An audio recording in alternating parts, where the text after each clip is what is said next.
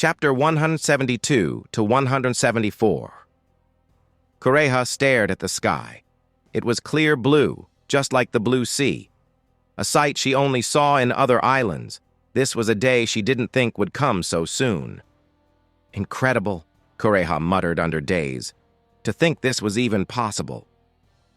He changed the weather in less than 5 minutes. The sun was shining and the snow was slowly melting. This was the changing point for this kingdom. Kureha wondered what this boy couldn't do. Just a few minutes ago, Amon had said he would clear the sky and teleported from her sight. The next moment, the sky started to clear, and now it was completely clear.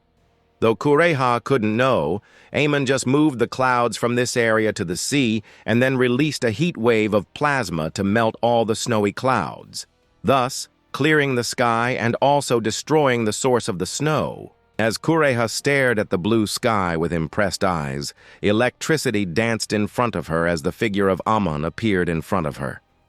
Kureha blinked at his sudden arrival while Amon started talking while rubbing his head. "It was a chore, but I am done." He sighed and shook his head. "Anyway, I will wait for your answer. Hope you will reach a decision soon." Amon turned around to walk away, but before he could do so, Kureha called. "Wait." Amok turned around with a curious look on his face. "How much do I get a year?" she asked with a stern face. Amon blinked once before grinning lightly. "How does 10 million belly sounds?" "That's around $100K. However, that's just a dime to Amon. After all, he owns Guild Tesoro, the richest man alive." In Germa's ship, Wiper's fist lighted up as a rod of fire went towards Ichiji and pushed him back. The fire then immediately surrounded him as a mini fire hurricane was created. It completely devoured Ichiji, making Wiper expect a yell. Wiper drew his hand back as an unexpected chuckle came from within the fire. The figure of Ichiji floated out of the fire and flew a few meters above the ship. "Firefist, your fire is truly hot. But you see, this raid suit I am wearing is fire resistance.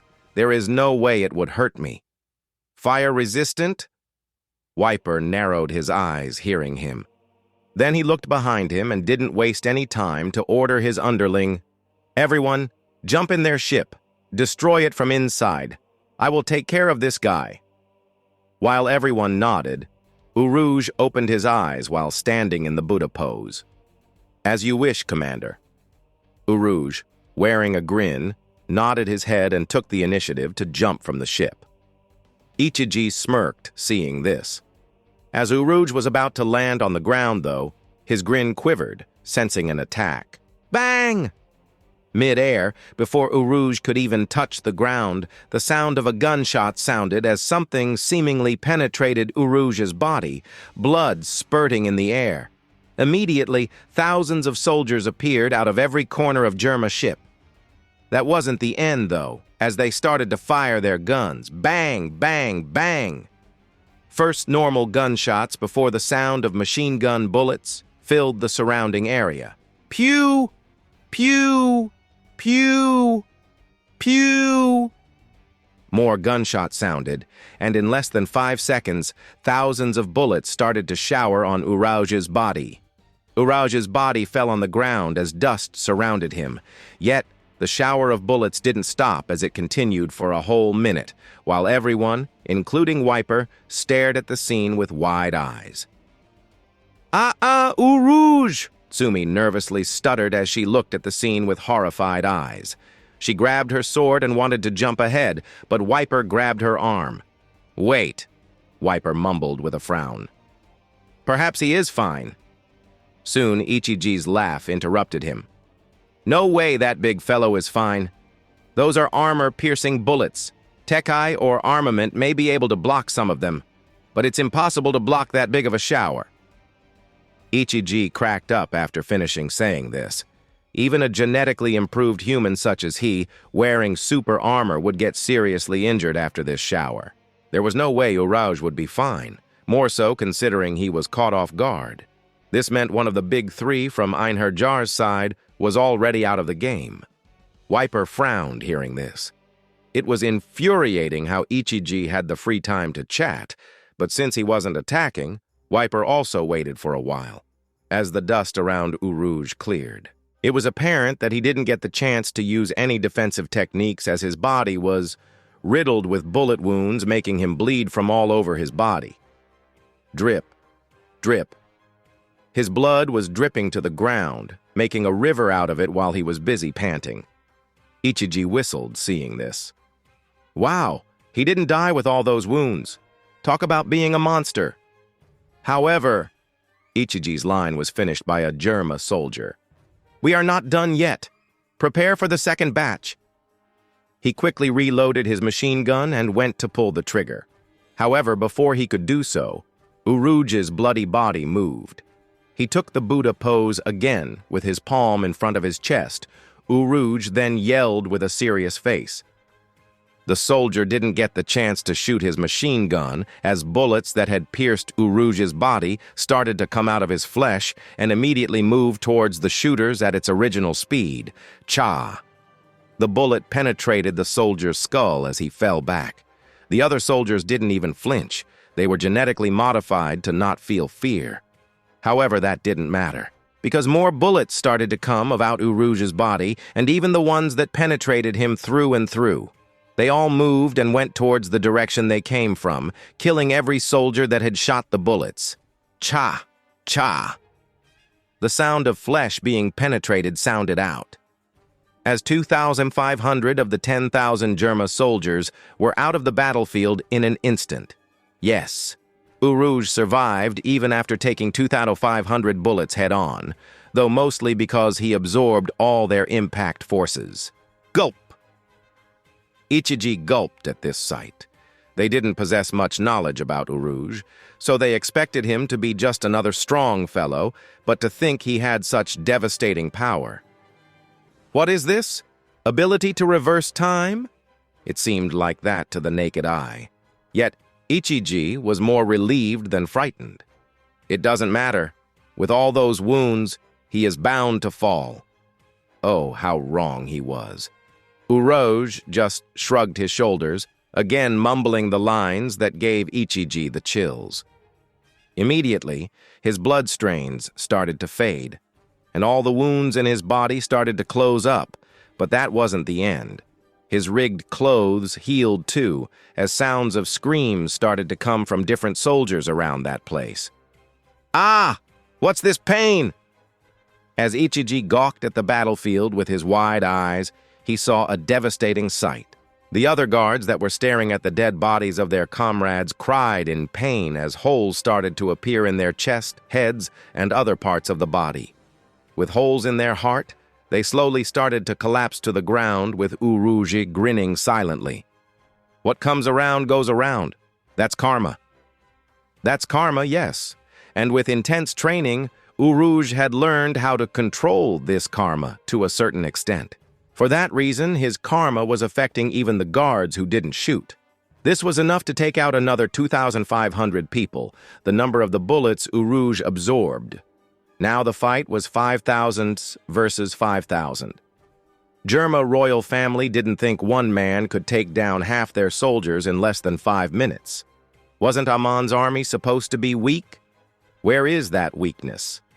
It was then where Urouge's body started to change. His muscle quivered inside his body as his body size started to increase, making his muscle mass grow to an extensive degree and making him as tall as Whitebeard. Whoosh! He then dashed forward and slapped a soldier in the face, cracking his neck in one slap.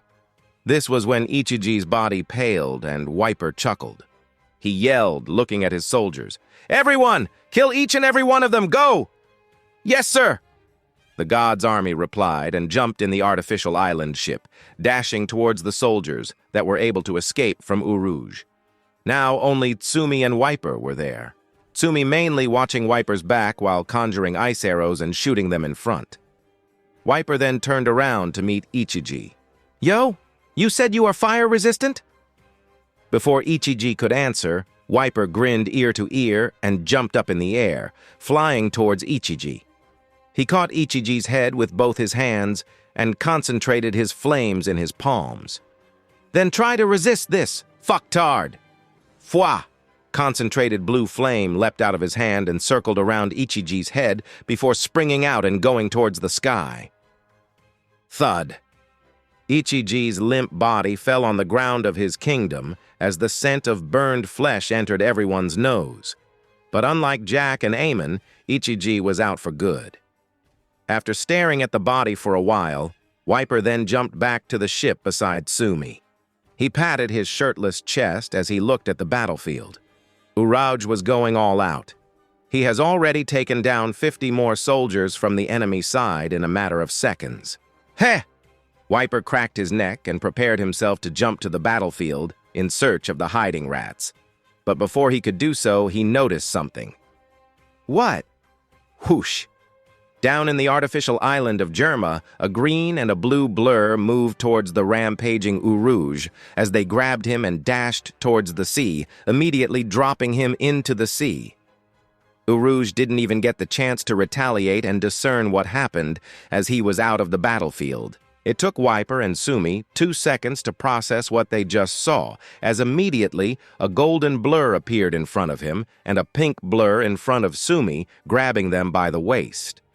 Fire Fist Wiper, you let your guard down.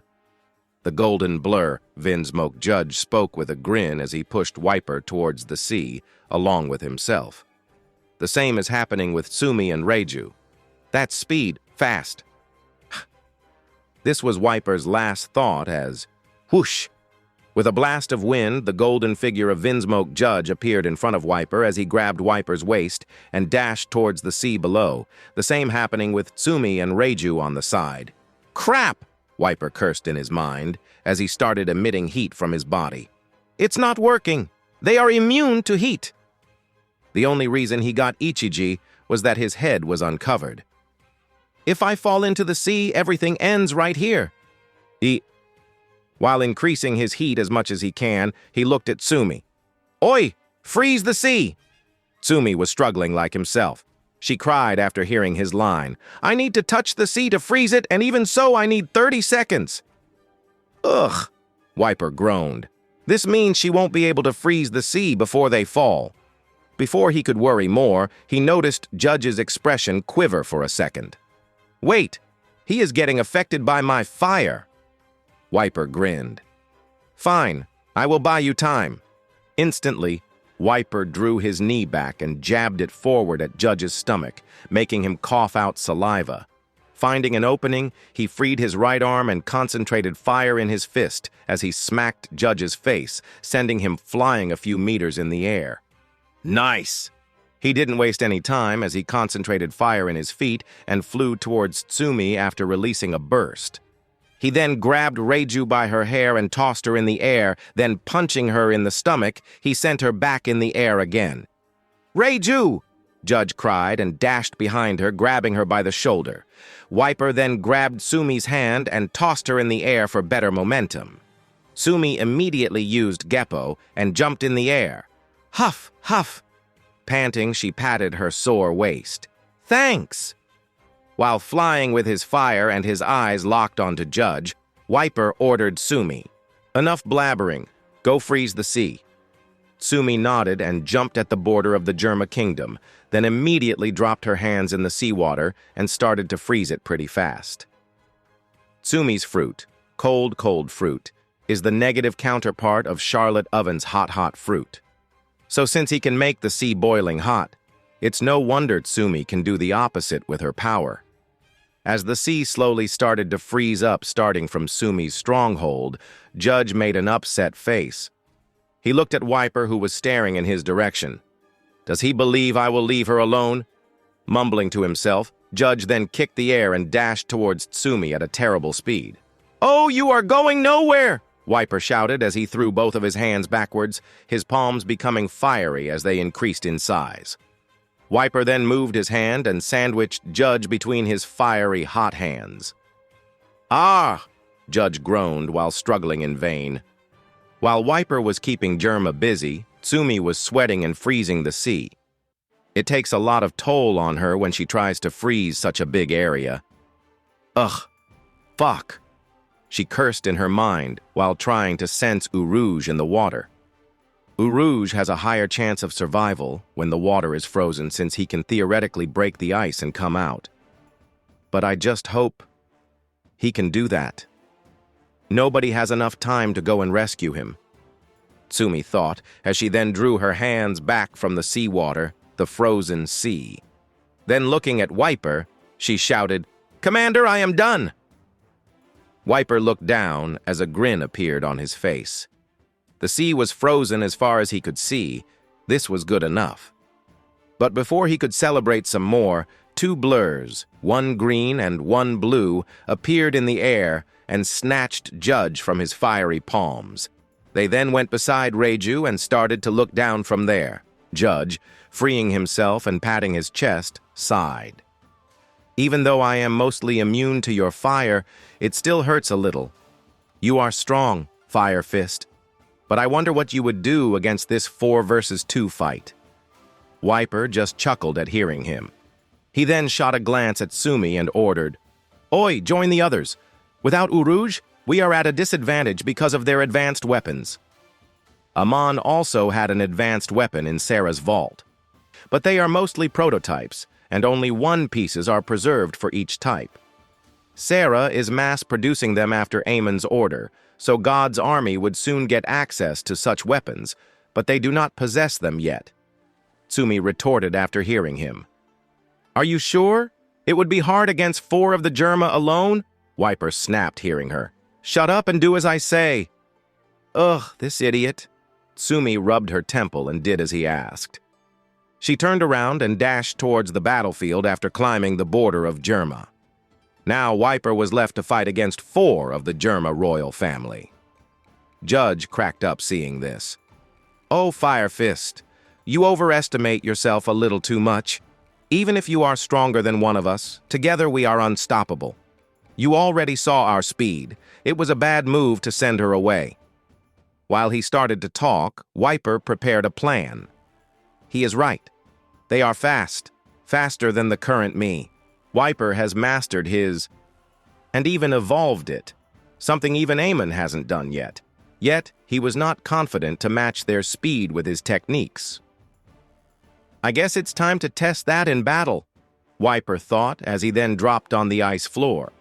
Then, throwing away his spear, Wiper slipped his hands in his pocket and took out a bottle of lavender, an oil that burns the best. After a short silence, Wiper then opened the bottle and poured the oil through his throat. "I am not sure if it's suitable to use in a battle, but this is serious." Wiper wiped his lips and stared at the judge, who had noticed his strange action.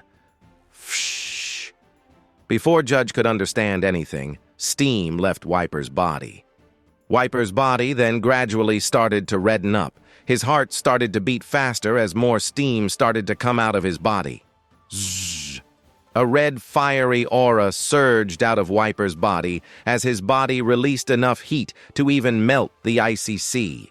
Luckily, it was not just frozen from the surface. With Germa looking shocked, Wiper then kicked the ground and disappeared from their sight, appearing behind Judge and kicking him in the back, thus slamming him to the ground. "My body is made of fire, so with oil and other burnable substances, I can generate hotter flames. That's pretty generic, but what I am doing right now is not that. By drinking oil and pumping that oil to my heart, I can choose to increase my firepower or increase my overall physical abilities for a short amount of time. This time, I chose my physical abilities." Wiper thought as he then shifted his gaze to Reiju. Before she could react, Wiper grabbed her by the hair and kneed her in the face. "Ku!" breaking her nose as he punched her in the chin and threw her in the air. But before Wiper could deal with the other 2 Germas, Vinsmoke Niji used a technique that summons electricity similar to the minx. Niji covered his nails with his electricity and scratched Wiper in the chest, making him bleed and leaving a permanent scar. "Ka!" Wiper coughed out blood as he covered his chest with his hands, but he didn't get the chance to collect himself as Vinsmoke Yonji grabbed his skull with his right hand. Using that lets him exert incredible strength on his grip. Wiper heard a crack sound from his skull as his body flinched. He clenched his jaws and covered his fist with armament. Then, heating up his fist, he pointed his finger at Yonji's eyes and poked his left eye out. He doesn't have enough armament to match people like Amon, but he has enough to assist his fire. Armament works assisting with everything, fire, electricity, everything. So heating up an armament-coated arm is like heating metallic armor. Ah! Yonji grabbed his eyes as he yelled in pain. Niji frowned, seeing this, and swung his arm towards Wiper's face to scratch him again. But Wiper dodged his attack and curled his fist, slamming Niji in the face. Ack! Niji was thrown back, but Wiper didn't stop there. Wiper moved in the air and dashed towards Niji to grab his neck. But before he could do so, Reiju came from Wiper's back and hugged him softly from behind. Wiper's eyes grew as the next second, Reiju moved her mouth towards Wiper and kissed him on the lips. Wiper was caught off guard, yet he managed to shrug his shock off as he grabbed Reiju's head, making her eyes widen. Ja! A concentrated rod of blue flame left his hands and burned Reiju to unconsciousness and dropped her into the ground. Reiju! The others yelled, seeing this, as Judge then moved from the icy sea. Whoosh! He moved fast with an angry face and went towards Wiper. Wiper just grinned seeing this and raised his hand in the air. A fireball got conjured in his hand as it started to increase in size, slowly starting to grow in size. A literal sun appeared in his hand. Wiper shoved his hand down, making the sun go towards Judge and devouring him before he could even react. The sun devoured Judge and started to burn his raid suit under the extreme heat. Father! Judge's kids yelled loudly, but they couldn't save him. The fire slowly subsided as Judge's limp body fell on the ground beside Reiju and Ichiji. That bastard! Yonji yelled and rushed towards Wiper. Wiper, the red-skinned demon, grinned ear to ear and prepared to dash forward, but before he could do so, cough! With wide eyes, Wiper coughed out blood. Wiper's red body started to become purple in color as a small chuckle came from the ground. The poison is finally taking effect! Vinsmoke Reiju's voice caused Wiper to grit his teeth. Of course, why would an enemy kiss him in the middle of the battle? Of course, it was a trap. Cough! Wiper again coughed out blood as his eyes became red. This pain. I can't move. Wiper's fire stopped coming to his legs as he lost his momentum and fell on the ice immediately, making Yonji miss his attack. Thud! The world was going dark for Wiper. It hurt. It hurt a lot. His body felt like burning. This was a feeling he almost forgot in this 6-year time lapse. But he realized this burn wasn't from heat, it was from poison. That woman... Wiper glanced at Reiju with half-closed eyes. She barely got up while grabbing her stomach and walked closer while shuddering in her path. That was a lucky shot, she remarked as she looked at Wiper. You are strong. I will give you that. I was lucky to catch you off guard. Vinsmoke Reiju. Codename. Poison Pink. She can produce extremely potent poison from all over her body. But she knew she wouldn't be able to use it on Wiper, so she used the dirty trick to catch him off guard by kissing him. She glanced at the unconscious Judge and Ichiji. They didn't show any signs of waking up. She then again looked at Wiper, his body's complexion being bold purple. He couldn't use his devil fruit anymore. She then walked closer to Wiper and crouched down, leaning towards his face. I need to suck that poison a little. I used a little too much potency right there. It can kill you off. She widened her lips and moved them towards Wiper's lips, but before they could touch them, she felt hot. Ja. Blue flame touched her face. Wiper's hand jumped upwards and grabbed Reiju's head and slammed her on the icy ground. His hand pushed her downwards as a blue, fiery aura appeared in his hand and melted the ice, pushing her head inside the ice. Reiju! It was when the two brothers dashed towards Wiper. Wiper didn't get the chance to dodge it, as he was attacked by both their attacks and then was flown far. "Cough!" He coughed out purple blood and slowly stood up. His eyes were red, his mouth bleeding as he stood up. He gasped for air as he remarked, "It seems what Amon's sigh was true. People evolve when they are pushed at a corner." "Ja!" Another swirl of blue fire surrounded him. "My new flames can even burn poison, it seems." This didn't make the two brothers stop as they rushed towards him and went for a punch. But before they would touch him, though, Wiper's blue flame, his new blue flame, surged up from his chest as he concentrated his energy forward. His flames clashed among themselves as they covered Niji and Yonji. They still pushed through the flames, but as Wiper concentrated it more, their body shook. "Ah!" They groaned and touched Wiper's chest. Yonji drew his hand back and punched forward, but before it could touch Wiper's face, the blue flame jumped up. An Elthor made of blue fire left his body as they devoured both Niji and Yonji, painting the whole world into a shade of blue.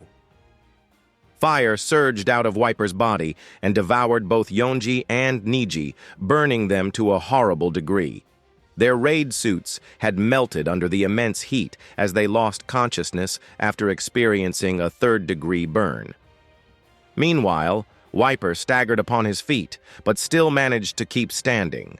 However, before anything further could happen, the frozen sea under him cracked as the platform became shattered in pieces. Immediately, water surged out of the sea. It seems the fire had melted all the ice under Wiper's foothold, thus making the surface crack into 100 pieces. Wiper looked at the water with dizzy eyes as he lost consciousness. His unconscious body slipped on his feet and was about to fall on the sea, but two large hands appeared out of nowhere from behind him and grabbed him. The owner of the hands then kicked the piece of ice chunk and appeared in the corner of Germa's artificial land. "Commander, are you okay?" the large man asked while shaking Wiper's unconscious body. It was Urouge. Minutes ago, a few hundred meters away from Wiper's battlefield, Urouge had managed to break the ice and jump up not long after Tsumi had frozen the sea.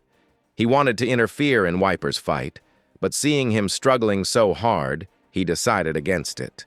He assumed this was time for him to awaken his power, and he was right. Urouge touched Wiper's forehead. It was very hot. "A fever?" To further prove his assumption, Wiper was breathing heavily. It was strange. Wiper never had a fever before, as long as Urouge could recall.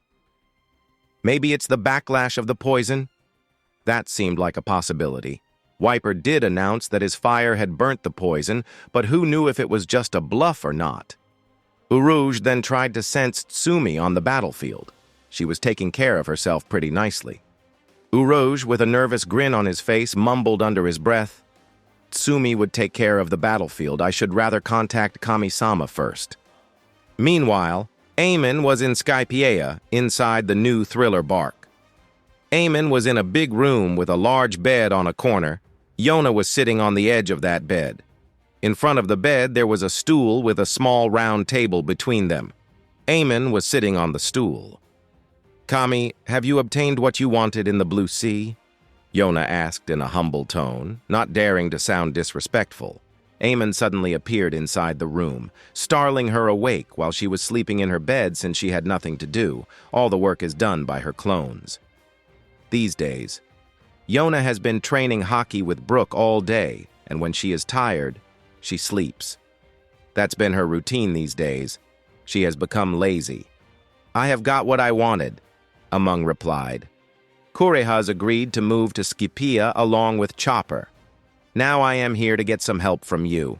Yona's made a delighted expression as she was instantly overcome with joy. "Just order me, and I will do it immediately." Amon nodded and took out his sword from his waist and placed it on the small table in front of them after unsheathing it. He said, "Can you feel anything from this sword with your mantra?" Image here. Hearing him, Yona looked at the sword with her observation haki as she nodded. "It's not today. I have felt this energy from this sword from the day you brought it. I just didn't mention it since you seemingly already knew this. This sword has its own life force. No, life is a bit too heavy of a word for its current state. It's more accurate to say this sword has sentience. Yona finished talking as he raised her head. Indeed, the sword had sentience. Like Amon stated at the time of his fight with Liger and Crocodile, he had to inject Conqueror's haki into the sword for 300 hours straight. Only then was he able to finally tame the sword. Kitetsu 1 is a supreme-grade blade. It was more stubborn than its grandchild, Kitetsu 3rd, that Zoro had. Currently, Raki uses Kitetsu 3rd and Kitetsu 2. Her other sword was given to Tsumi. Amon plans to get Enma and Ame no Habakiri, Odin's twin sword, and give it to Raki. His subordinates deserve the best. After that, he has plans to do something interesting with his wings and the other two Kitetsu blades. Anyway, Amon shook his head and canceled these thoughts and looked at Yona again. What do you think? If I give this sword a bit of my shadow, would its life get stronger? Amon asked Yona as she made a thinking pose. It should be possible.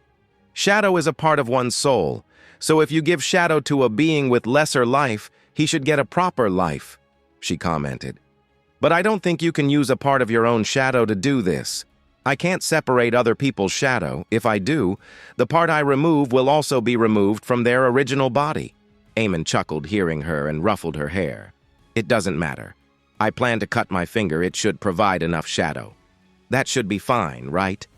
No, Yona Immediately retorted.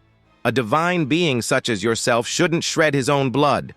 Why not use my shadow? It's not like it would hurt me either way, she quickly suggested to make him change his mind. Amon stared at her amusingly before laughing slowly. I was joking, you know. Just wanted to see how you would react. It's not every day I see the showcase of extreme emotions from you. After a short silence, Yona's frightened expression disappeared hearing him, but her face soon gained a rosy hue. Kami-sama, you tease! Yona covered her face in embarrassment while Amon kept smiling. Yet, his mind was still thinking gloomy things. Good girl. She helps me recall why I created this god persona to begin with. People like her won't think twice to kill others and themselves for my safety. He smiled sweetly, and then released a fake cough to make Yona regain her composure. Ahem. Anyway, I don't want to use your shadow because it might not accept you. Since you know, this sword is very stubborn. Bullshit. He just feels safer with his own soul inside his sword. Yona nodded as she also coughed and removed her hands from her face. But how do you plan to separate your shadow from your body without hurting yourself? Amon raised his palm to his head and touched his shoulder-length hair. You know, my hair still forms a shadow. I can use my hair to get its shadow. It should work, right? Yona's eyes flickered with light. That's brilliant. It would work. Amon smiled at her and pulled out a scissor from his pocket. Yona stared at him strangely for a second. I see another divine scene. Kami's pockets have everything in them. Amon just chuckled at this and handed her the scissor. He then walked closer to her and sat beside her. Yona was shorter than him, so he then lowered his head as he asked her to proceed forward. But Yona seemed hesitant. But you are lowering your head in front of me. She seemed astonished by this. Just do it fast so that I don't need to lower myself for long. Yes! Yona softly grabbed his hair and then started to cut a very, very, very small part of it. Cut a bigger part. Don't feel scared. Yes. She gulped and touched Amon's hair with shaky hands. She then slowly started to cut a large chunk of palm-sized hair. Kacha. His hair fell on her hand as she sighed. I am done. Amon then raised his head and looked at her hand. A nervous smile appeared on his face. She cut so much of my precious hair. Fuck. He just sighed and sat up straight. He then ordered, "Then pull out the shadow of the hair, it should work." Yona nodded and looked at her thighs where the shadow of the hair was falling. She then lowered her hand and pulled out the shadow as if it was gum attached to a floor. Plop! She then looked at the waggling, square-sized shadow of the hair with glittering eyes. So cute! Amon's eyes twitched after hearing her. Cute? That shit's creepy. He just sighed and let her be. He then ordered her, "Well, what are you waiting for? Put that shadow inside the sword." Yona nodded and then drew her hand closer to the sword while grabbing the waggling venom-like shadow. She slowly directed the shadow to the shadow of the sword, and as they closed in distance, the sword's shadow sucked the hair shadow closer to itself as it disappeared inside the shadow while the sword started to shake immensely. Seeing the shake, Yona cheered. "Oh, oh, something is happening, Amon Pav." After the shake ended, I didn't expect my sword to turn out like this. It was still slick and had its previous beautiful white blade, but the problem was its hilt. There was hair growing out of its end. Though, to be honest, it's like a tail and looks cool. I picked up the sword, grabbing the hilt with a small grin on my face. It was then, "Brat, put me down." The sword vibrated and talked human speech. So it can talk. This means the experiment was a success. It did gain life. But about this thing talking, it's kind of cool. But let's see if I can make it silent.